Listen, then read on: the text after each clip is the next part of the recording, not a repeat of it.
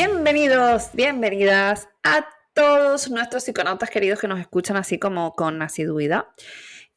Aquí estamos, Irene Ferrarios. Hola Irene, ¿cómo estás? Mi queridísima. Hola psiconautas, hola Marina, encantadísima otra vez de nuevo en Mujeres Psicodélicas para hablar de algo súper interesante. Sí, hoy hablamos de nuevo de arte. Esta vez no es música, nos centramos en escritura y pintura, ¿vale?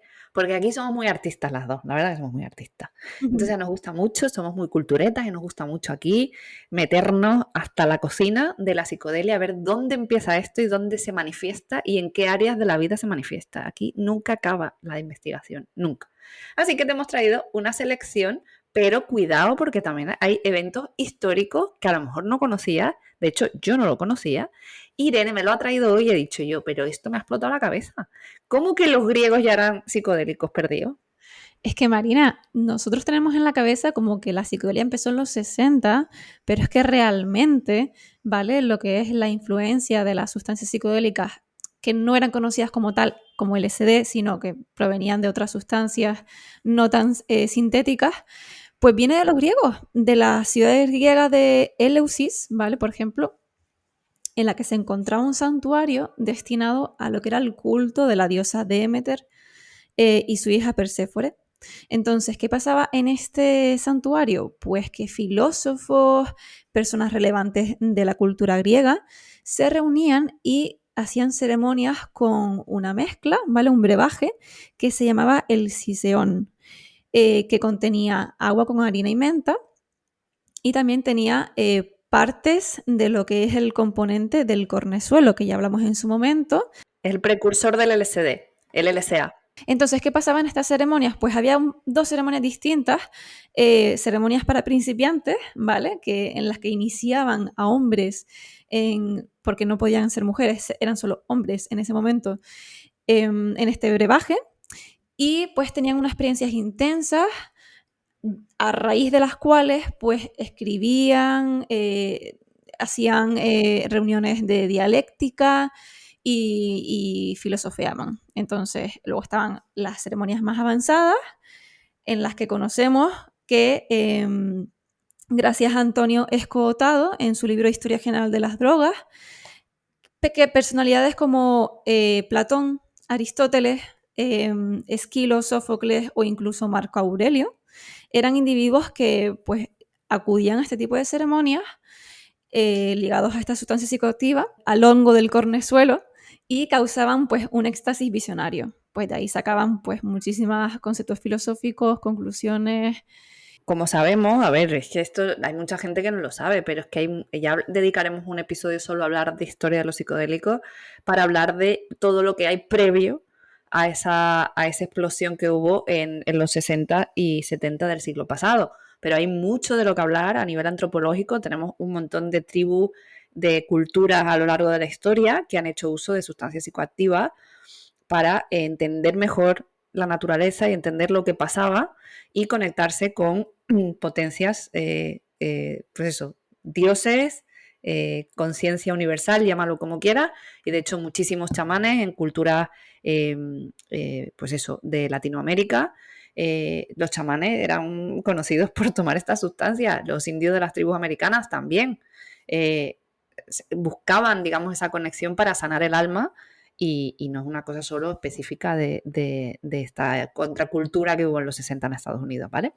Así que seguimos con más cositas de autores, escritores, como el más famoso o el que es más conocido, Aldous Huxley, este británico que cambió el panorama de la ficción y de la escritura, porque el tipo, la verdad, que se interesó muchísimo en el mundo de los psicodélicos. De hecho, él experimentó muchísimas veces y a partir de esas experiencias él escribió sobre todo de los libros más conocidos, The Doors of Perception, las puertas de la percepción, que ya comentábamos en el episodio de música, ¿vale?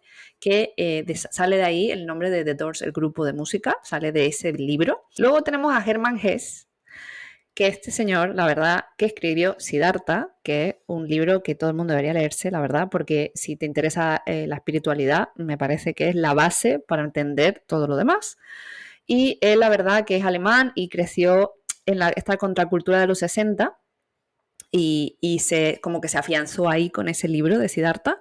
Y él estaba muy, muy influenciado por Carl Jung, pues el psicoanalista suizo, y a partir de ahí profundizó mucho en los elementos místicos, estaba también como muy flipado con el ocultismo, con las energías y todo este rollo, ¿no? Y él realmente creía en el poder de la mente, del inconsciente, ¿no? Y de cómo puede salir a la superficie y cómo nos puede ayudar para generar nuestra vida, ¿no? Entonces, bueno, pues sus libros son bien, bien interesantes también, y están influenciados también por la ciencia de los psicodélicos. ¿Quién más? ¿A quién más tenemos? A William Bartlett Yeats, también otro. Yeats es también poeta y ganó un Nobel además también. También solía ser un mago, un señor, este era un mago también. Y la verdad que el tipo se centró en escribir sobre la mitología celta, la simbología, era miembro de una sociedad secreta que tenían como unos rituales también psicodélicos y demás, o sea, está todo reflejado, porque era poeta, al final todo está reflejado en su poesía y la verdad que también se puede, ¿sabes? Se puede observar la influencia de los psicodélicos en sus versos. Toda la psicodelia está regando, por así decirlo, muchísimos aspectos de lo que es la cultura, la música, el arte, la filosofía, la pintura, y yo creo que en ninguna categoría se le escapa. El arte, cualquier expresión, es que al final, de hecho, una cosa que coincidimos, creo, muchas personas que nos dedicamos a escribir, yo me dedico a escribir profesionalmente, y yo soy incapaz de poner en palabras las experiencias que he vivido psicodélicas. No, es que me resulta imposible, pero entiendo la búsqueda de todas las personas que quieren expresarlo con la palabra, de llegar a un punto de poder volcarlo, y a veces es imposible, pero tienes que hacer como equilibrios ahí para poder mostrar todo lo experimentado, ¿no? Y lo vivido y lo visto, ¿no?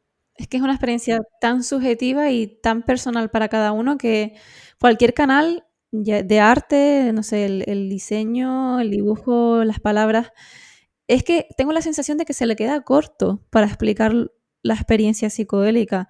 A ver, también tenemos, por ejemplo, en el tema del diseño gráfico, hubo un movimiento, un boom, a raíz de toda la psicodelia, el movimiento psicodélico de los 60, en el que pues probablemente si conoces a Jimi Hendrix, si conoces a Jefferson Airplane o The Grateful Dead, pues fueron artistas o bandas que tuvieron unos pósters en los que se anunciaban sus eventos de música que estaban directamente relacionados con ese boom psicodélico. Hubo un grupo, ¿vale? Un conjunto de artistas que se les denominaba los Big Five en los años 60 y era como la primera representación de artistas vinculados con la música y con el diseño gráfico en el entorno psicodélico. Entonces, muchos de ellos hicieron pósters para estos grandes artistas, ¿vale? Incluso en el 69, el MoMA de Nueva York consagró una muestra del dance póster, ¿vale? Que aparte de otros pósteres bastante míticos, pues incluyeron autores como Bonnie Graham, Lee Conlin o David Byrd. Y pues hubo varias escuelas, no solo en Nueva York, hubo la escuela de San Francisco, en la que, por ejemplo, estaba Víctor Moscoso, que era de padres españoles que huyeron de la guerra civil, y era también un artista que se dedicaba al tema de diseños para grupos, como por ejemplo The Sparrow, que más tarde se llamaron The Doors, del que hablamos antes, o Steve Miller de Band. Entonces, toda esa contracultura también llegó al diseño gráfico, que me parece súper interesante porque hubo un boom tan fuerte que bebió no solo de lo que era la psicodelia, sino de otros movimientos artísticos, tipo el Art Deco o el Pop Art, y hubo una mezcla increíble y una explosión. Y al final tú eso lo puedes ver en todas las ramas artísticas de esa época. La verdad que el arte está plagado de referencias psicodélicas. También tenemos el caso del pop art, que son artistas que digamos, se pudieron consolidar en un movimiento que se llamó pop art.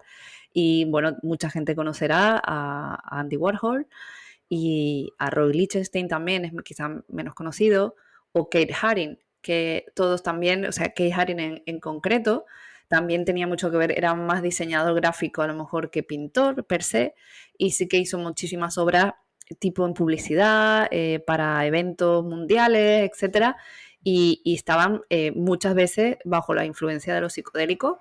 Tanto Roy Lichtenstein como Keith, como Andy Warhol, tuve la suerte además de hace muy poquito ver una exposición en Madrid con toda su obra y explicado, ¿no?, todo su proceso y cómo muchas veces a nivel fotográfico se ven fotografías cuando experimentaban y se juntaban, porque eran amigos además, ¿sabes? Lichtenstein, el Kate Haring sobre todo y Andy Warhol también. Entonces hacían como mucha performance juntos y la verdad que muchos de esas performances y de esos experimentos artísticos se hicieron bajo la influencia de psicodélicos. Y recomiendo leer un poquito y ver la obra porque la verdad que los colores y cómo tratan todo es bastante psicodélico si te paras a pensar. ¿Qué más? Tenemos más autores. Tenemos autores también como William Blake, que este sí es un poquito más antiguo, la verdad. Estamos yendo de para adelante y para atrás en la historia, pero no pasa nada. William Blake era pintor y escritor. Y este señor, la verdad, no creo que tomara psicodélico, pero el tío tenía una devoción espiritual a Dios tan grande que entraba en estados alterados de la conciencia. Porque eso también puede pasar, que tu fe y tu devoción, nosotros podemos provocarnos estados de psicodelia en nuestra propia mente si conseguimos trabajarlo mucho y entrenarlo mucho. Por ejemplo, en la meditación hay muchas religiones cuyos ascetas o monjes o lo que sea, hay en momentos de meditación profunda que logran estado psicodélico. Pues este señor William Blake escribió mucha poesía y pintó mucho y se le considera como padre también del arte psicodélico sin llegar a tomar ninguna sustancia que se supiera. Entonces todo era que se influía él, o sea, se metía en ese estado de trance y podía escribir desde ahí. Y hay muchos artistas que vinieron luego que se inspiraron mucho en Blake. Por ejemplo, Allen Ginsberg también fue una persona clave en la psicodelia durante los 50, 60 y 70. Él realmente estuvo dentro del movimiento científico relacionado con la psicodelia, pero el tío también decidió hablar sobre ello y escribir sobre ello, por lo cual se metió muchísimo, muchísimo, muchísimo en la inspiración por Blake y Yeats, que ya lo hablamos antes, y también ese misticismo o esa parte, digamos, de trascender de manera religiosa, le pasó a él desde otro lado, que es la cábala de la religión judía. El tío se mete, porque es una práctica que está muy vinculada, hay gente que lo vincula mucho con el esoterismo, con el ocultismo y demás, y el tío se metió de lleno a estudiarlo porque él es judío de base y se metió a estudiar la cábala y como que mezcló luego con el hinduismo, con el budismo. O sea, el tío filosofó con las religiones y filosofó con toda esta variedad de ideas y las volcó en libros. Y estaba muy inspirado por estos artistas que ya, o sea, por estos escritores que ya hemos nombrado como Blake y Yeats. Yo la conclusión que saco de todos estos artistas, escritores, es que realmente lo importante que es hablar sobre tus experiencias propias a nivel científico también, pero sobre el tema de las sustancias, la psicodelia, terapias alternativas, porque hasta hoy en día nos ha llegado esta información. Si no hubieran hablado de ellas, escrito o hecho algún tipo de arte, no hubiéramos tenido ningún bagaje sobre el que apoyarnos para aprender, porque también a través del arte, de la cultura, de la escritura se aprende muchísimo. Es verdad, correcto. De hecho, hay una asociación en Estados Unidos que se llama Multidisciplinary Association for Psychedelic Studies, que sus siglas son MAPS, ¿vale? Como si fuera mapas en inglés, pero en plural. Y es un centro de libertad cognitiva. Me encanta ese concepto de libertad cognitiva, me fascina. Pues dentro de esta asociación, uno de sus fundadores, o parte fundamental de esta asociación, es Alex Gray, que él se describe a sí mismo como un pintor visionario y porque ganó mucha fama, digamos que pintando cuadros inspirados en sus viajes psicodélicos, en sus visiones psicodélicas. Y la verdad que el tío es un defensor absoluto del uso de la psicodelia y la comprensión real de lo que es la psicodelia, ¿no? O sea, de hecho, esta fundación o esta asociación es lo que persigue, ¿no? La comprensión por parte del público general de lo que puede conseguir la psicodelia y de evitar esos prejuicios o esos pues sí, esos juicios que emite la gente sobre la psicodelia, ¿no? Y el tío pues ha hecho famosísimo, de hecho el tío se ha metido en psicodélicos y ha pintado en directo. Es muy, muy chulo realmente, ¿sabes? Y la realidad es que hay muchísimos artistas en nuestro canal de Instagram, Mujeres Psicodélicas. Puedes encontrar que de cuando en cuando vamos subiendo nuestras historias destacadas, podrás ver diferentes artistas que vamos encontrando y vamos compartiendo, pues trabajos muy, muy, muy interesantes y de cómo diferentes puntos de vista bajo el efecto psicodélico o simplemente que les gusta ese estilo se han metido ahí y hacen auténticas barbaridades, porque además ahora se junta el arte digital. Claro, a nivel digital, a nivel gráfico, a nivel musical, también a nivel de diseño de prendas de ropa, incluso en la moda está fuertemente influenciada muchísimas marcas. Puedes verlas ahí en nuestro Instagram, también puedes comentarnos en nuestro Twitter mpsicodélicas y escribirnos a hola@mujerespsicodélicas.com porque siempre estamos leyendo todos los mensajitos y nos encanta escuchar y descubrir cosas nuevas que tengas que contarnos. Claro, por supuesto, de todas las temáticas que vamos tratando, como si nos quieres escribir del primer episodio que lanzamos, no pasa nada, siempre te vamos a leer y siempre te vamos a mandar un saludo si nos dejas, si nos lo dices, te vamos a mandar un saludo desde el podcast. Y cualquier historia que nos quieras contar, cualquier documental que viste, cualquier música que te trasladó a otra dimensión, cualquier libro que dijiste, es que encontré la verdad ahí sobre este camino, ¿no? De la psicodelia. Todo eso estamos dispuestos a escucharla porque todo nos nutre y nos informa y nos mantiene siempre con la mente ocupada.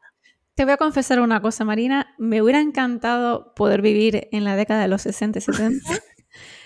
Echarme un trippy ahí en medio de un concierto y fliparla con Jimi Hendrix, fliparla con toda esta gente y estar dentro de ese boom. Que ahora lo vimos de manera distinta, pero que gracias a toda esa contracultura, todo ese movimiento, pues tenemos muchísima información.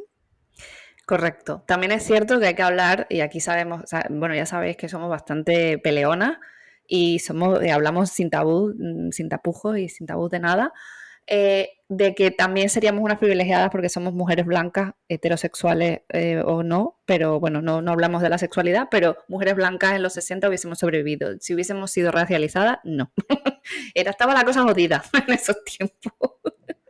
Pero bueno, que sí, a mí también me hubiese gustado mucho vivir la experiencia. Así que nada, nos despedimos. Un capítulo más aquí. Recuerda escuchar el disclaimer, muy importante. Y no olvides conectarte cada viernes a un nuevo episodio en el que te contamos distintos aspectos de la psicodelia, nuestras propias experiencias. Siempre, nosotras recuerda que no somos científicas, no somos psicólogas ni psiquiatras, somos personas normales como tú, que nos hemos adentrado en un camino que nos ha fascinado y que es de lo único que nos apetece hablar, honestamente. Así que nos vemos en el siguiente episodio y nos despedimos. Nos decimos adiós. Irene, ¿qué tal? Un saludo a todos los psiconautas. Gracias por estar ahí todos los viernes. Un beso y un abrazo. Chao. Vamos con el disclaimer, dale go. Las creadoras de Mujeres Psicodélicas no fomentan el consumo de drogas recreativas ilegales y recomiendan a los oyentes que consulten la legislación de su país para conocer la situación legal de estas sustancias y las posibles sanciones por su posesión, uso o suministro. En ningún caso, las creadoras de Mujeres Psicodélicas serán responsables de cualquier daño derivado de la información de este podcast. La inclusión de información a sitios web externos no debe entenderse como un respaldo de las autoras del podcast, a dichos sitios o a sus propietarios.